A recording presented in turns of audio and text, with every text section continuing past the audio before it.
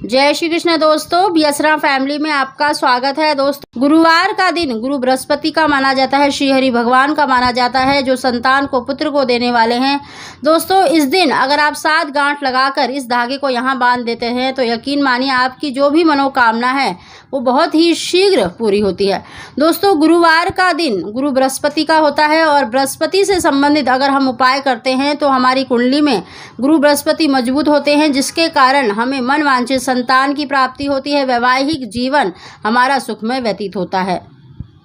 दोस्तों, गुरुवार के दिन अगर आप इस उपाय को करेंगे तो निश्चित ही आपको मन वांछित संतान सुख के योग बनेंगे। दोस्तों, इस उपाय को करने के लिए आपको सुबह स्नान करने के बाद आप अपने घर के मंदिर में ही बैठकर इस उपाय को कर सकते हैं। दोस्तों, आपको एक पीला धागा लेना है। अगर पीला धागा नहीं है तो आप सफ़ेद धागे को हल्दी से रंग कर पीला कर दें और श्री हरि भगवान के सामने, यानी आप अपने घर के ही मंदिर में श्री हरि भगवान का ध्यान करके, गुरु बृहस्पति का ध्यान करके इस उपाय को करें।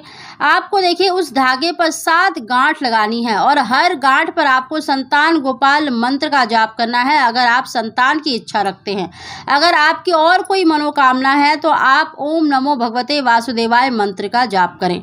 आपको संतान गोपाल मंत्र बोलना है, देवकी सुत गोविंदा वासुदेव जगतपते देहि मैं तनयम कृष्णा त्वाहम शरणम गता। इस मंत्र को बोलकर आपको गांठ लगा देनी है। ऐसे ही आपको 7 बार मंत्र बोलकर 7 गांठ लगा देनी है और उस धागे को अपने घर में ही श्री हरि भगवान को, लट्टू गोपाल जी हैं तो उनको अर्पित करें, उनसे प्रार्थना करें। उनसे आपको सच्चे मन से संतान सुख के लिए, यानी पुत्र के लिए, जो भी आपकी इच्छा है उसके लिए प्रार्थना अवश्य करें। और उस धागे को आपको उठा लेना है और एक लोटे में, चाहे तांबे का हो, स्टील का हो, आप शुद्ध जल लें, उसमें थोड़ी सी हल्दी, चने की दाल, गुड़ डालें और आप जहाँ पर केले का वृक्ष हो, यानी किसी भी मंदिर में जाए और उसकी जड़ में आपको ये जल अर्पित करना है।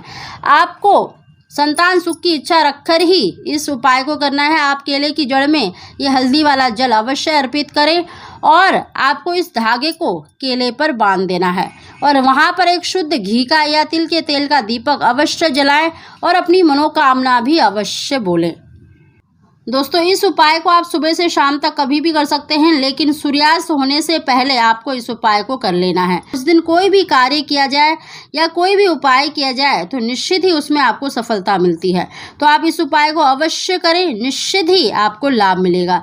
साथ ही दोस्तों देखिए, गुरुवार के दिन अगर आप अपने घर के ईशान कोण में अगर एक दीपक जलाते हैं श्री हरि भगवान का ध्यान करके, आप अपनी मनोकामना यानी अपनी इच्छा भी अवश्य बोलें, क्योंकि ईशान कोण घर के छोटे बच्चों का माना जाता है, संतान का, पुत्र का माना जाता है। तो वहाँ पर आप ये दीपक अवश्य जलाएं। सायकाल के समय यानी प्रदोष काल के समय आपको दीपक जलाना है। दोस्तों, गुरुवार के दिन ये उपाय अवश्य करें और इस बात का ध्यान रखें कि गुरुवार के दिन आपको केला नहीं खाना है।